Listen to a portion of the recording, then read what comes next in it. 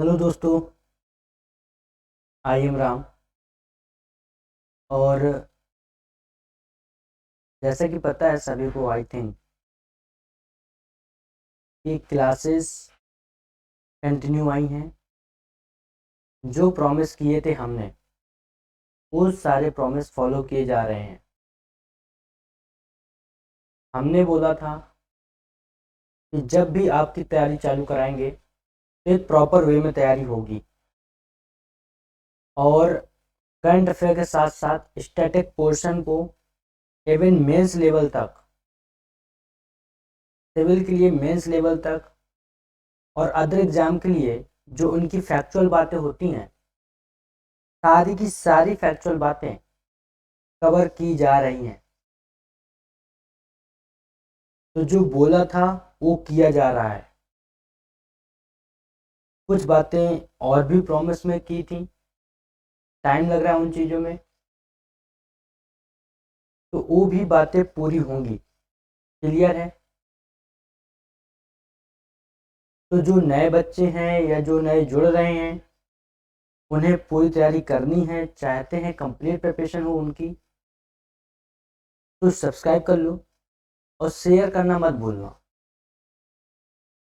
देखो, ये रिक्वेस्ट इसलिए की जाती है ताकि ज़्यादा से ज़्यादा बच्चों को फ़ायदा हो सके, ना कि अपने लिए।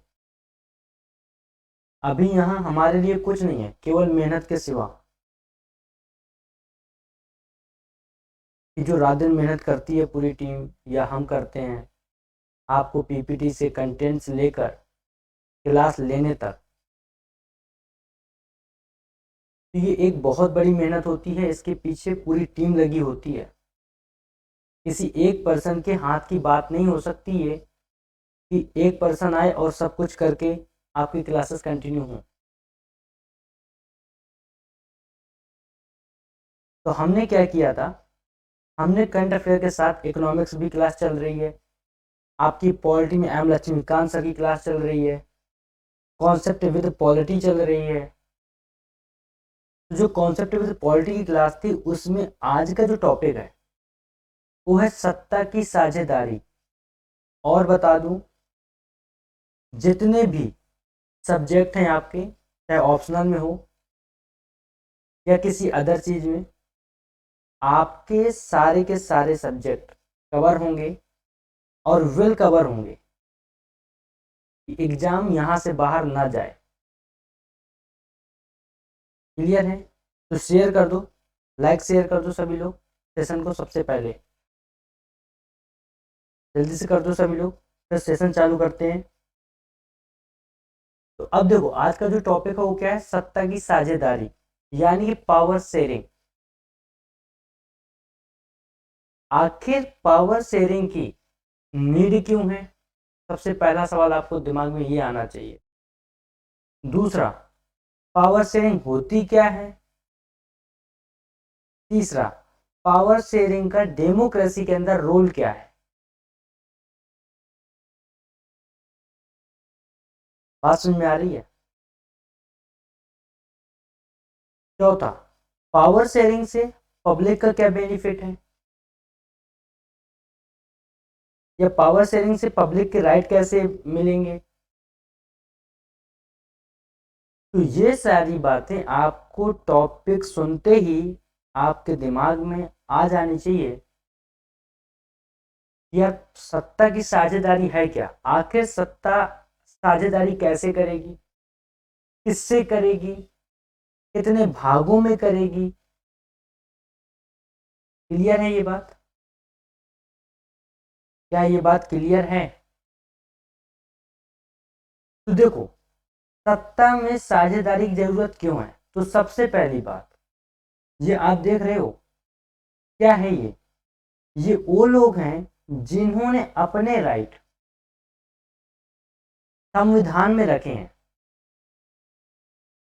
यानी कि संविधान में किसके राइट हैं? लोगों के राइट हैं, आपके राइट है।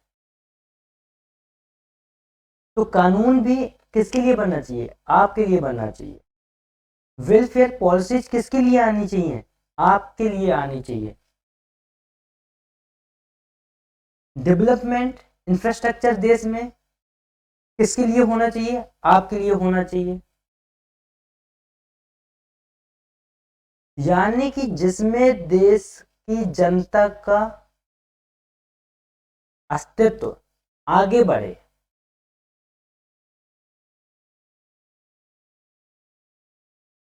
वहां पर क्या चाहिए? सत्ता की साझेदारी जरूरी है, पावर शेयरिंग जरूरी है। क्यों? क्योंकि अगर मान लो आपने कहीं मोनार्कियल पावर देखी, यानी एक हाथ में सत्ता, तो पर्सन चाहे जो करे। जैसे कि अगर आप श्रीलंका का इस टाइम का एग्जांपल लेंगे, तो आप देखेंगे कि वहां पर एक ही फैमिली उसके इंडिपेंडेंस से राज करती आई, उसी फैमिली के राष्ट्रपति बनते रहे, उसी फैमिली से प्रधानमंत्री बनते रहे, जो भी वहां पे जैसे भी शासन था, कौन करता रहा? एक फैमिली, सिंगल फैमिली। तो आज कंट्री की हालत देख लो। कुछ कंडीशन इंडिया में भी थी 1947 से लेकर के 2014 तक। हाँ, बीच में एक दो गवर्नमेंट चेंज हुई, वो अलग बात है कि बैलेंस बना रहना चाहिए डेमोक्रेसी के अंदर। अगर सत्ता आप किसी भी एक फैमिली या एक हाथ में दे दोगे, तो वहां पर लोगों के राइट इफेक्ट होंगे। तो सत्ता की साझेदारी सबसे पहले इसलिए जरूरी है ताकि लोगों के राइट बचे रहें। क्लियर है? ताकि लोगों के राइट पे कोई इफेक्ट ना पड़े। क्या ये बात क्लियर है? तो सबसे पहले सत्ता की साझेदारी वहां जरूरी है। दूसरा, जैसे कोई कंट्री है जहां पर अलग अलग धर्म के लोग रहते हैं, कई धर्मों के लोग रहते हैं, कई जातियों के लोग रहते हैं, यानी कि वहां में समाज में लोगों के धर्म, भाषा और क्षेत्र के आधार पर विविधता ज्यादा है। क्या बात क्लियर हो रही है? किन बातों पर ध्यान देना? धर्म, जाति,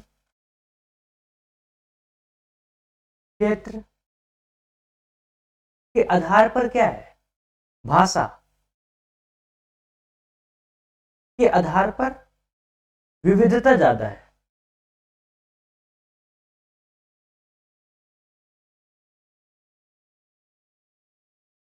विविधता कैसी है? ज्यादा है। तो वहां पर क्या चाहिए? पावर शेयरिंग चाहिए। तो जहां पर डाइवर्सिटी होती है सोसाइटी के अंदर, समाज के अंदर, चाहे वो धर्म को लेकर के डाइवर्सिटी हो, चाहे वो जाति को लेकर के डाइवर्सिटी हो, चाहे वो एरिया को लेकर के डाइवर्सिटी हो, क्षेत्र को लेकर के, चाहे वो भाषा को लेकर के डाइवर्सिटी हो, तो किसी भी क्षेत्र में या किसी भी देश के अंदर अगर इन क्षेत्रों में विविधता पाई जाती है, तो वहां पर कभी भी एक मोनार्कियल पावर काम नहीं करेगी, न कर पाएगी। तो वहां पर क्या जरूरी है? सत्ता की साझेदारी।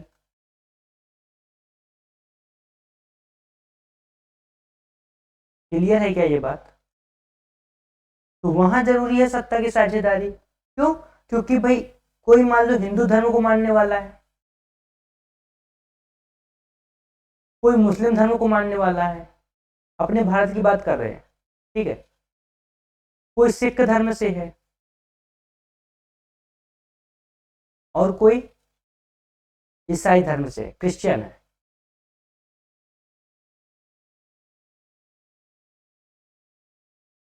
तो यानी हिंदू की जो विचारधाराएं हैं, जो आइडियोलॉजी है, जो उनके उपासना की, जो उनके धर्म को मानने की एक पथ है, वो कैसा है? अलग होगा। सबसे अलग होगा कि नहीं होगा? क्यों? उनकी विचारधाराएं नहीं मिलेंगी। अब हिंदू क्या कहेगा? मुझे मंदिर जाना है, मुस्लिम क्या बोलेगा, मुझे मस्जिद जाना है। सिख क्या बोलेगा, मुझे गुरुद्वारा जाना है। ईसाई क्या बोलेंगे, मुझे कहाँ जाना है, चर्च जाना है। क्लियर हो रही है बात? यानी कि सबकी विचारधाराएं, सबके मानने के तरीके अलग अलग हैं। तो अगर कहीं पर मान लो मोनार्कियल पावर आ गई, यानी एक तंत्री गवर्नमेंट, एक तंत्री सरकार हो गई कहीं मान लो, तो फिर तो प्रॉब्लम क्रिएट होगी ना। क्यों? क्योंकि उस एक तंत्री सरकार में जिसकी भी सरकार होगी इनमें से, मान लो हिंदुओं की सरकार होगी या मुस्लिम की सरकार हो या सिख की सरकार हो या ईसाई की हो, जिसका भी वहां पे दबदबा चल रहा होगा, वो क्या सोचेगा, मेरा धर्म आगे बढ़े, हमारी विचारधाराएं आगे बढ़े।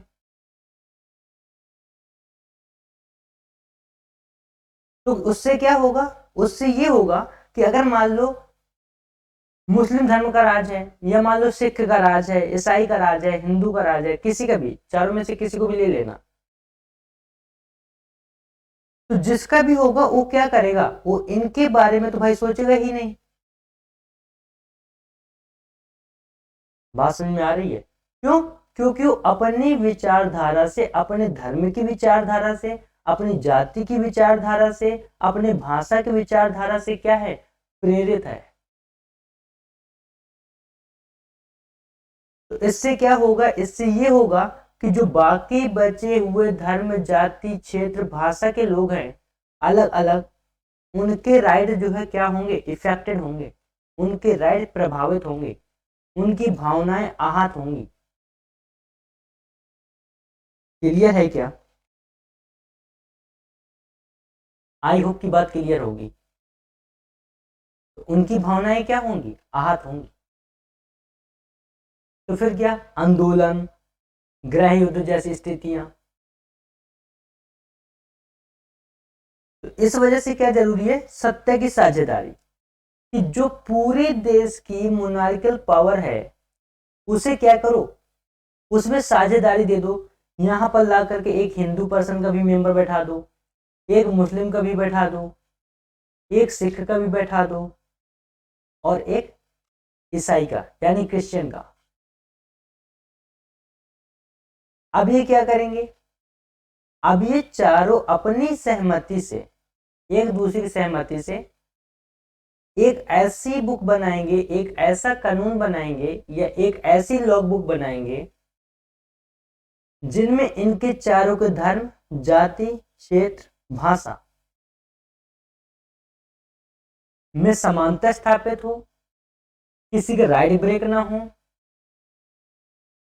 और समाज के अंदर एक संतुलन स्थापित किया जा सके। तो सबसे जो इंपॉर्टेंट बात है सत्ता की साझेदारी में, वो क्या है, समाज के अंदर संतुलन को स्थापित करना, वो चाहे जिस क्षेत्र में हो। क्लियर है क्या मेरे फ्यूचर आईएएस आईपीएस? क्लियर है ये बात? नोट डाउन कर लेना इन बातों को, बता रहा हूं ये बहुत बेसिक बातें हैं अभी। और सत्ता की साझेदारी में ये भी बताया तो क्लास 10th की एनसीईआरटी का पहला चैप्टर है, लेकिन उसे मैं अपने तरीके से समझा रहा हूं। चैप्टर एनसीईआरटी का ही है, 10वीं का है, ये भी बता देता हूं। क्लियर है ये बात? तो अब समझ में आया कि सत्ता की साझेदारी की जरूरत क्यों है, समाज में संतुलन बनाए रखने के लिए। क्लियर है? आगे बढ़ें, चलो। अब देखो, यहां से नोट्स बनाते जाना या स्क्रीनशॉट ले लेना, बार बार बोल रहा हूं। और स्क्रीनशॉट के बाद क्या करना, आराम से नोट डाउन करना घर में बैठ के, कोई टेंशन नहीं है। तो सत्ता की साझेदारी एक ऐसी कुशल राजनीतिक पद्धति है जिसके द्वारा समाज के सभी वर्गों को देश की शासन प्रक्रिया में भागीदार बनाया जाता है। तो वहां पर मैंने नॉर्मल लैंग्वेज में समझाई इसी बात को, और यहां पर अब इसी बात को मैं आपको पीपीटी फॉर्म में दे रहा हूं। तो सत्ता की साझेदारी क्या है? एक ऐसी राजनीतिक पद्धति है, एक ऐसी कुशल राजनीतिक पद्धति है जिसमें समाज के सभी वर्ग, जितने भी वर्ग हैं, चाहे वो तुम्हारे बौद्ध धर्म को मानने वाले हों, चाहे जैन को मानने वाले हों, चाहे मुस्लिम हो, हिंदू हो, सिख हो, ईसाई हो, क्लियर है क्या ये बात? तो सभी वर्गों को क्या दिया जाए? देश की शासन प्रक्रिया में भागीदारी दी जाए, जिससे वो क्या कर सकें? वो अपने राइट के हिसाब से अपनी बात को रख सकें कि भैया ये हमारे राइट है, हम इन विचारधाराओं को मान के चलते हैं, तो हमें ये राइट चाहिए। तो such an efficient political method by which all sections of the society are made participants in the governance process of the country। तो इंग्लिश मीडियम वाले इंग्लिश में अपने नोट्स बना लें, हिंदी वाले अपने हिंदी में बना लें, और बता रहा हूं जब भी आंसर राइटिंग करोगे इन चीजों की याद जरूर आएगी, एक बार लिख के ले जाओ आज। जो इन्हें छोटी छोटी बातें समझते हैं ना, और सोचते हैं कोई 2 किताब पढ़ेंगे, 4 किताब पढ़ेंगे, ब्रह्म ज्ञान मिल जाएगा, भूल जाओ। क्लियर है? तो उन देशों में भी सत्ता की साझेदारी की आवश्यकता पड़ती है जहां कोई सामाजिक विभाजन भी ना हो, यानी कि जहां पर एक ही धर्म के मानने वाले लोग हों, जहां पर एक ही विचारधारा के मानने वाले लोग हों, तो वहां पर भी क्या है? सत्ता की साझेदारी की आवश्यकता है। भले ही धर्म एक जैसा है, भले ही विचारधाराओं वाले लोग एक जैसे हैं, लेकिन आप वहां पर लोगों को इकोनॉमिकली बैलेंस नहीं कर सकते। अगर सामाजिक रूप से वहां पर संतुलन है, तो वहां पर आर्थिक रूप से असंतुलन देखने को मिलेगा ही मिलेगा। क्लियर है क्या? और राजनीतिक रूप से भी असंतुलन देखने को मिलेगा। तो केवल विचारधाराएं, धर्म, भाषा, क्षेत्र सेम हो जाने से वहां पर सब कुछ सही नहीं हो सकता, सभी के राइट प्रोटेक्ट नहीं किए जा सकते। तो power sharing is needed even in those countries where there is no social division. तो जहां पर कोई भी सामाजिक विभाजन नहीं है, वहां भी सत्ता की साझेदारी की जरूरत पड़ती है। क्या बात क्लियर है? बात क्लियर है क्या? आगे बढ़े, चलिए अब देखो, हर देश में विधायिका, कार्यपालिका और न्यायपालिका को मिलकर चलना पड़ता है, नहीं तो संवैधानिक गतिरोध कहीं भी पैदा हो सकते हैं। कौन कौन? विधायिका, क्यों? सत्ता में साझेदारी हो गई, हर एक धर्म, हर एक भाषा, हर एक जाति, हर एक क्षेत्र से लोग आकर के उन्होंने एक संसद बना ली, और वहां पर बैठ गया लेजिस्लेचर, और फिर उसी में से कुछ लोग निकल करके बाहर आए जो देश के अंदर क्या कर रहे हैं, उस कानून को, उस लॉ को जो सबकी सर्वसहमति से बना है, पूरे कंट्री के अंदर इंप्लीमेंट करना है। तो अगर इनमें बैलेंस नहीं हुआ तो संवैधानिक गतिरोध पैदा हो सकता है। कैसे? ध्यान देना, अनुच्छेद 50 क्या कहता है? अनुच्छेद 50 कहता है संविधान के अंदर, मैं भारतीय संविधान की बात कर रहा हूं, अनुच्छेद 50। अनुच्छेद 50 तय करता है कि जो कार्यपालिका है और न्यायपालिका है उनके बीच सेपरेशन। क्या तय करता है?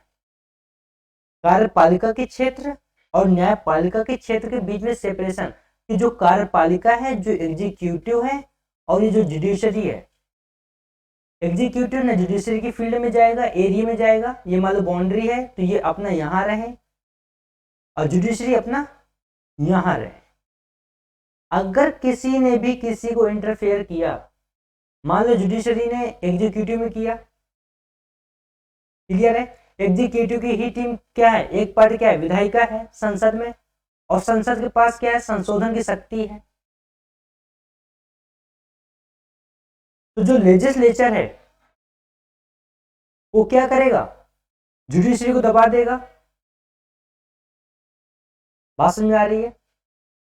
और मान लो कार्यपालिका ने कोई ऐसा कानून लागू करवा दिया जहां पर फंडामेंटल राइट ब्रेक हो रहे हैं किसी के, जुडिशरी सिस्टम क्या करेगा, पूरी की पूरी कार्यपालिका पर एक धमकी से आकर के अटैक करेगा, बोलेगा कि आप ऐसा नहीं कर सकते।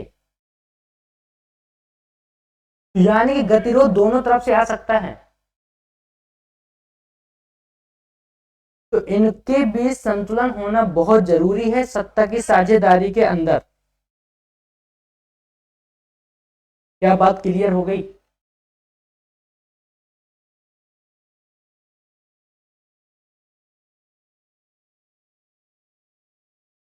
आई होप की बात क्लियर होगी। क्लियर है?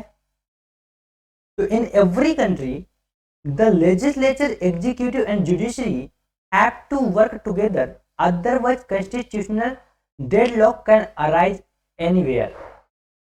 तो गतिरोध कहीं भी पैदा हो सकता है। तो ये बात आपको याद रखनी है, आपको टॉपिक को समझना है। आपको यहां से क्या कोई क्वेश्चन आएगा प्रीलिम्स में? तो बिल्कुल नहीं। अगर आप यहां से कहो कि इसकी मेंस में जरूरत है तो मैं कहूंगा बहुत ज्यादा, बहुत ज्यादा। आप यार एक आंसर कब अच्छा लिख सकते हो मुझे बताओ? जब आप वहां के समाज को, आप वहां की सोसाइटी को क्या कर रहे होगे, समझ रहे होगे, तब ना अच्छा आंसर लिखोगे। आपके पास सोसाइटी की ही समझ नहीं होगी, आपके पास कंट्री की ही समझ नहीं होगी, तो क्या करोगे? है ना? अगर मान लो सवाल पूछ ले मेंस में कि आखिर किसी भी देश के अंदर सत्ता की साझेदारी की जरूरत होती है या जरूरत है, आप इससे कितना सहमत हैं? क्या आप इस बात से सहमत हैं? Do you agree with this statement?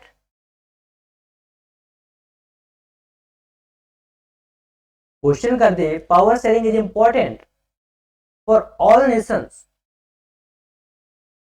for the public rights. Do you agree with this statement? So how to explain the questions and how to reply the answer?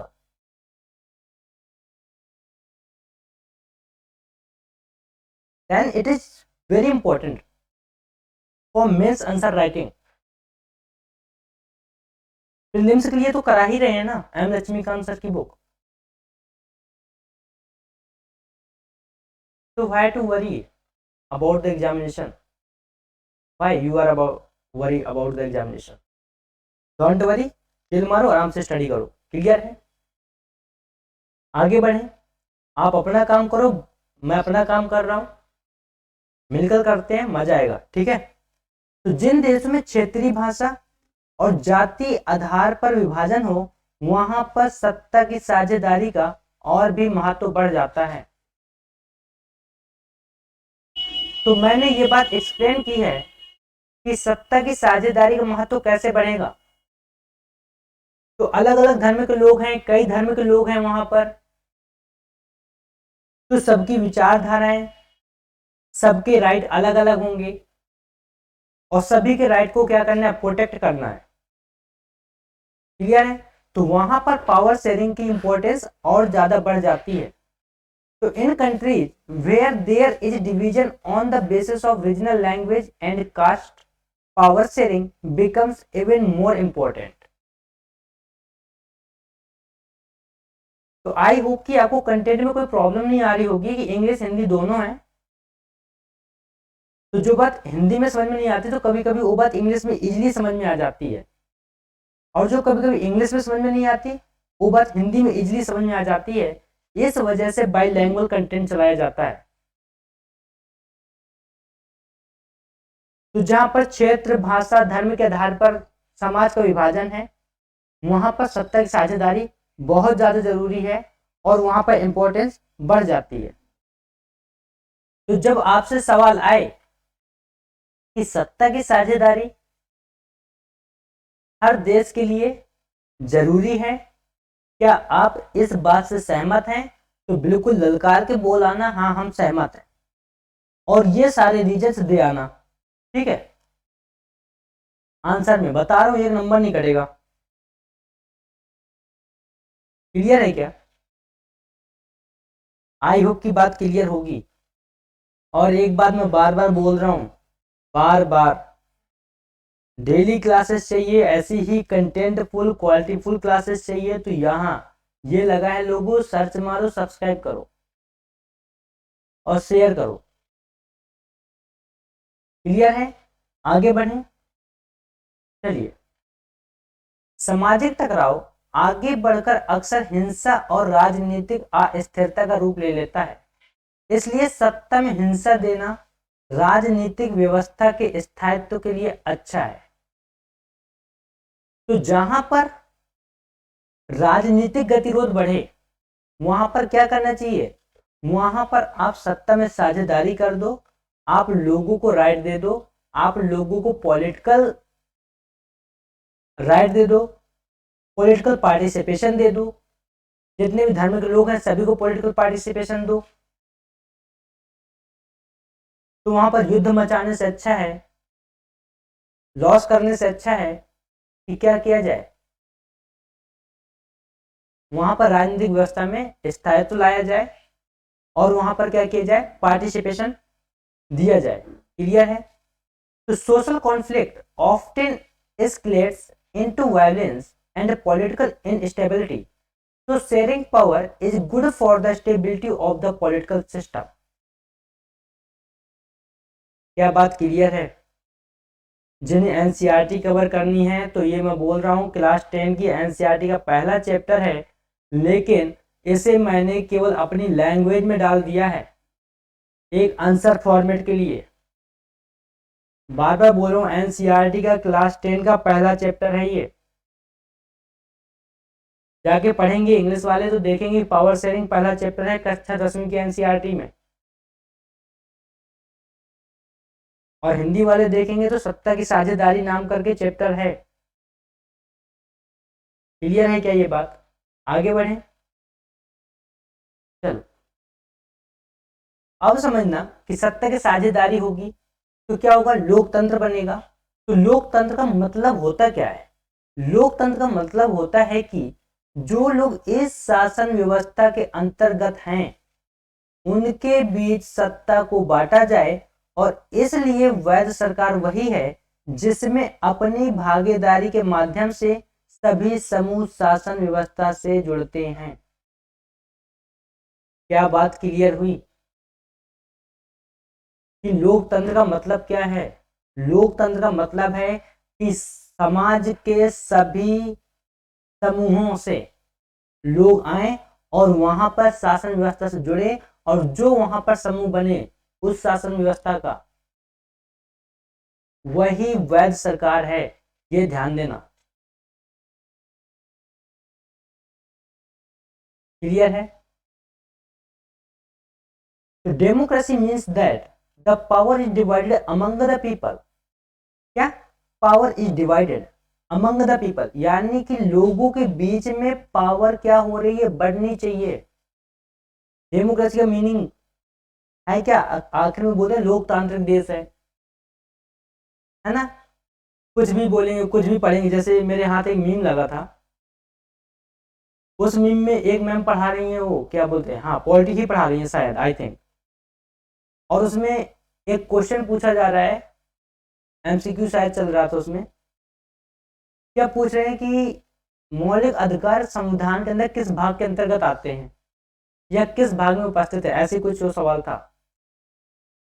लेकिन वहां पर क्या हो रहा है, वहां पर एक लड़का कमेंट कर रहा है, या सारे बच्चे इसी तरह से वहां कमेंट हो रहे हैं, मैम आप क्या लग रही हो, वाह, मतलब पढ़ पॉलिटी रहे हो, मतलब लोकतंत्र है तो कुछ भी।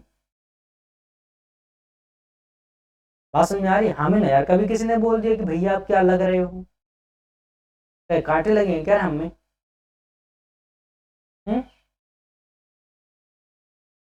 मतलब मैम क्या लग रही हो, पढ़ने से कोई लेना देना नहीं है। वैसे भी लोगों ने सोच रखा है कि देश के अंदर एजुकेशन को बिजनेस बना के रख देंगे, बिजनेस के नाम पे कुछ भी करेंगे, 1.5 किलो आटा चिपका के क्लास लेने आएंगे। लोगों ने तो सोच ही रखा है, तो तुम भी सोच लो, जिंदगी बर्बाद कर लेंगे अपनी उन्हीं के पीछे। क्लियर है ये बात? तो power is divided among the people who are under this system of governance. तो जो भी शासन के अंदर लोग हैं, जो भी उस देश के अंदर लोग हैं, उनमें क्या होनी चाहिए, पावर डिवाइड होनी चाहिए, बंटनी चाहिए। And hence the legitimate government is the one in which all the groups join the governance system through their participation. तो क्या बात क्लियर है कि एक अच्छी सरकार वही है जो वैधता के साथ लोगों को पार्टिसिपेशन दे गवर्नेंस में, जहां पर लोग पार्टिसिपेट करें, वही क्या है, एक अच्छी सरकार है, एक वैध गवर्नमेंट है। तो डेमोक्रेसी का मतलब बस इतना समझ लो कि power is divided among the people, कि लोगों के बीच पावर का डिवीजन ही क्या है, डेमोक्रेसी है। क्लियर है? शक्ति का विभाजन ही क्या है, डेमोक्रेसी है। क्लियर है? क्योंकि डेमोक्रेसी के अंदर, इसके अंदर और इसमें जो बनी संविधान की किताब है, उसमें जो सेंटर में बैठे हैं ना, वो केवल लोग हैं, पब्लिक है, पीपल है। जब पीपल है तो सिंपल सी बात है, डाइवर्सिटी है लोगों में, तो सबके राइट बचाने हैं, किसी के राइट आहत नहीं होने चाहिए, तो सबको पार्टिसिपेशन मिलना चाहिए। तो पार्टिसिपेशन मिलेगा तो पावर का डिवीजन अपने आप होगा। इसी वजह से सत्ता में साझेदारी बहुत ज्यादा जरूरी होती है। क्या बात क्लियर है? आगे बढ़े, चलो अब देखो, लोकतंत्र का बुनियादी सिद्धांत है कि जनता ही सारी राजनीतिक शक्ति का स्रोत है। कौन राजनीतिक शक्ति का स्रोत है? जनता। यानी कि जितने भी पॉलिटिकल राइट हैं संविधान के अंदर, लोकतंत्र के अंदर, वो किसके हैं? जनता के हैं, हमारे हैं। इसमें लोग स्वशासन की संस्थाओं के माध्यम से अपना शासन चलाते हैं। तो स्वशासन का मतलब होता है खुद का शासन। जैसे मान लो लोकल बॉडीज है ना, कंट्री के अंदर देखा होगा त्रिस्तरीय व्यवस्था होती है, देखा या नहीं देखा है? केंद्र सरकार, राज्य सरकार, फिर लोकल में, है ना, पंचायतें वगैरह। पढ़ाएंगे जब अशोक मेहता समिति और बलवंत राम मेहता समिति की रिकमेंडेशन वाला चैप्टर आएगा, पंचायती राज, तब उसमें सारी बातें क्लियर करेंगे। क्लियर है? तो the basic principle of democracy is that the people are the source of all political power. In this people run their rule through institutions of self government। तो क्या इंग्लिश वालों बात क्लियर हो गई? Basic principle of democracy क्या है? The people are the source of all political power. लोग ही संपूर्ण राजनीतिक शक्ति का क्या है, स्रोत हैं। और इस केस में क्या होता है, people run their rule through institution of self government. तो यहां पे लोग क्या करते हैं, सेल्फ गवर्नमेंट के थ्रू खुद का शासन चलाते हैं। क्लियर है? आगे बढ़े, चलो अब देखो, ये मैंने 10th की एनसीईआरटी से ही लिया है, ये बात ध्यान देना। 10th की एनसीईआरटी का जो पहला चैप्टर है वहां से लिया है, क्योंकि वहां पर यह बात मेंशन है कि बेल्जियम के समाज की जाति बनावट कैसी थी।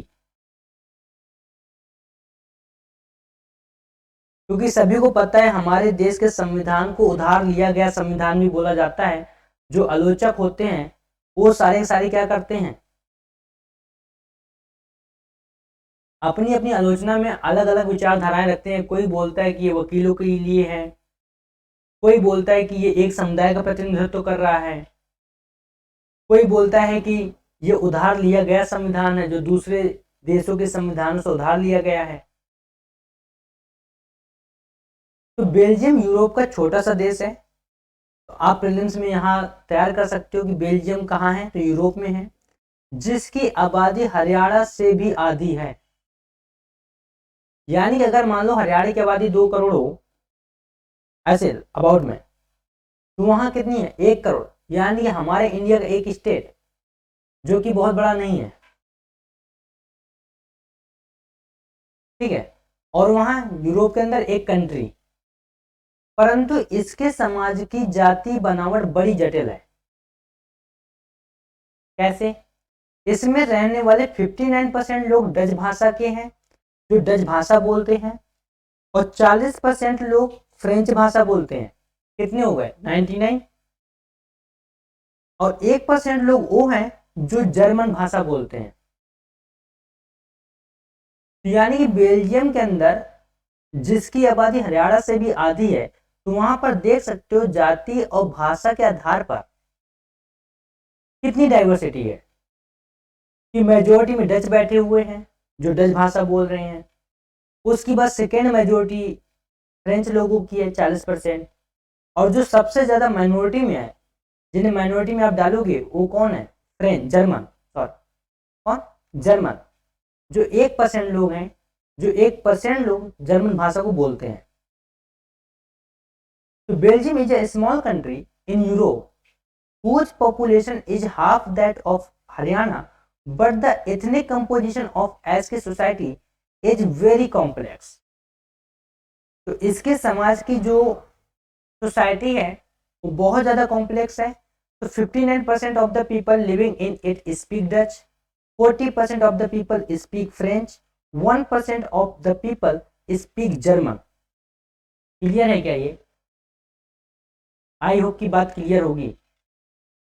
तो जो 10th एग्जाम देने जाना है, जो सीबीएसई से है, उनके लिए भी ये क्लास फायदेमंद हो सकती है। बस पढ़ने की थोड़ी सी क्षमता रखो। क्लियर है क्या ये? आगे बढ़े, चलिए।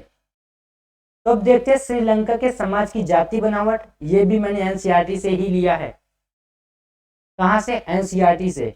बार बार मैं सोर्स को ओपन कर रहा हूं, एनसीईआरटी क्लास 10th का पहला चैप्टर है ये। तो श्रीलंका एक द्वीपीय देश है। कैसा है? आइलैंड कंट्री है जो भारत के दक्षिण तट से कुछ किलोमीटर की दूरी पर स्थित है। इसकी आबादी लगभग 2 करोड़ के लगभग है, अर्थात हरियाणा के बराबर। तो बेल्जियम की आधी है, तो यानी 1 करोड़ के आसपास, और इसकी कितनी है, 2 करोड़ के आसपास। तो बेल्जियम की भांति यहां भी कई जाति समूहों के लोग रहते हैं। तो Sri Lanka is an island country located a few kilometres from the south coast of India. Its population is about 2 crores, that is equal to that of Haryana. Like Belgian, people of many ethnic groups live here. Clear है क्या? I hope की बात clear होगी। तो यहां पर क्या है, तो देश की आबादी का 74% भाग सिंघलियों का है। जो सिंघली हैं वहां पर उनका पार्टिसिपेशन कितना है, 74% है, ठीक है। और जबकि 18% तमिल हैं, यानी माइनॉरिटी में कौन है, तमिल है, और मेजोरिटी में कौन है, सिंघली है। क्या बात क्लियर है? और देखो, श्रीलंका के अंदर गृह युद्ध आज से नहीं चल रहा। श्रीलंका ने किया क्या कि श्रीलंका की जो मेजोरिटी थी सिंघली, उन्होंने अपनी भाषा, अपनी विचारधाराओं को तमिलों पर थोपने की कोशिश की, जिससे क्या हुआ, गृह युद्ध छिड़ गया। और ये गृह युद्ध आज तक चल रहा है सिंघली और तमिलों के बीच में श्रीलंका के अंदर। क्लियर है क्या ये बात? तो जहां पर भी मेजोरिटी माइनॉरिटी पर या कोई कुछ काम होता है, या मेजोरिटी अपने राइट थोपती है माइनॉरिटी पर या अपनी विचारधाराएं, तो सिंपल सी बात है वहां पर आंदोलन जन्म लेते हैं, वहां पर युद्ध जैसी स्थितियां जन्म लेती हैं, यानी वहां पर सौहार्दता नाम की चीज खत्म हो जाती है। तो किसी भी देश के अंदर यही है कि सबको पार्टिसिपेशन देना चाहिए, जिससे देश की सुंदरता सौहार्दता बरकरार रहे।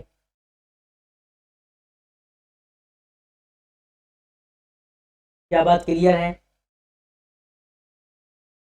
तो सत्ता की साझेदारी में ये पूरी बातें थी। आपसे सवाल पूछ सकता है किसी भी तरह से, कि मान लो उसने पूछ लिया यहीं से, मान लो ये क्वेश्चन, मान लो एक प्रश्न पूछ ले, बहुसंख्यकवाद क्या है? बहुसंख्यकवाद क्या होता है या क्या है?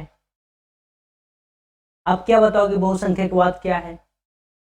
तो आपको ये बात पता होनी चाहिए ना कि जहां पर किसी जाति, धर्म विशेष लोग या भाषा के आधार पर लोग, जहां पर उनकी मेजोरिटी होगी, वो क्या होगा? वो होगा बहुसंख्यकवाद, मेजोरिटिज्म। तो व्हाट इज मेजोरिटिज्म? सबसे पहला, अगर मान लो यहाँ से सवाल पूछ ले प्रश्न करके, एक अभी यहाँ पे क्योंकि छोटा सा चैप्टर है, छोटा सा टॉपिक है, समझने वाला है, तो आपको आंसर भी अभी ज़्यादा बहुत बड़े नहीं लिखने की ज़रूरत है। क्लियर है?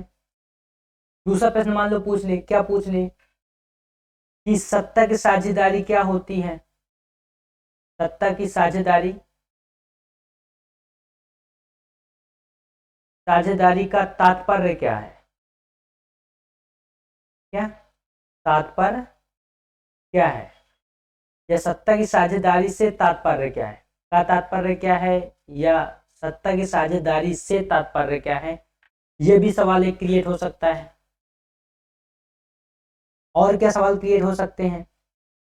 एक सवाल मान लो और क्रिएट हो गया, या सवाल खुद से बनाया करो। देखो बार बार बोल रहा हूँ, आपको फॉर्मेट सिखा रहा हूँ, आखिर सवाल खुद से बनाने कैसे होते हैं। मान लो एक सवाल और क्रिएट हो गया, किसी भी देश के लिए या हर देश के लिए, हर मत लिखो यार, प्रत्येक देश लिखो ना, प्रत्येक देश के लिए,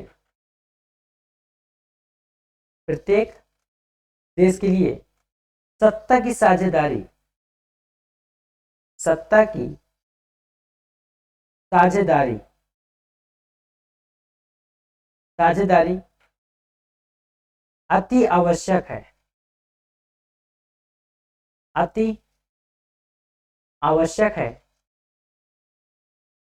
आप इस बात से कितना सहमत हैं? आप इस बात से कितना सहमत हैं? कितना सहमत हैं? और यहाँ पर क्वेश्चन मार्क मारे और बोल दे चर्चा कीजिए, चर्चा कीजिए, टिप्पणी कीजिए, कुछ भी वो कह सकता है। क्लियर है?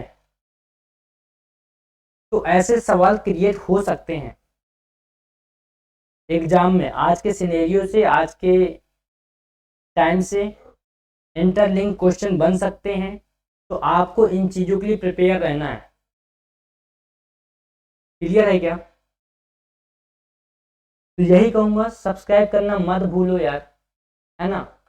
50 चैनल सब्सक्राइब करके रखे होगे, यही कह रहा हूँ कि सब्सक्राइब कर लो और शेयर कर लो, जिससे हर क्लास की नोटिफिकेशन आपको मिलती रहे। बात समझ में आ रही है? तो मिलते हैं नेक्स्ट क्लास में। और करंट अफेयर क्लास डेली आ रही है, आज भी आएगी अपने टाइम पर, तो डोंट वरी, कुछ भी नहीं छूटने वाला, कुछ भी नहीं छूटेगा। ठीक है? तो थैंक यू सो मच, मिलते हैं नेक्स्ट क्लास में।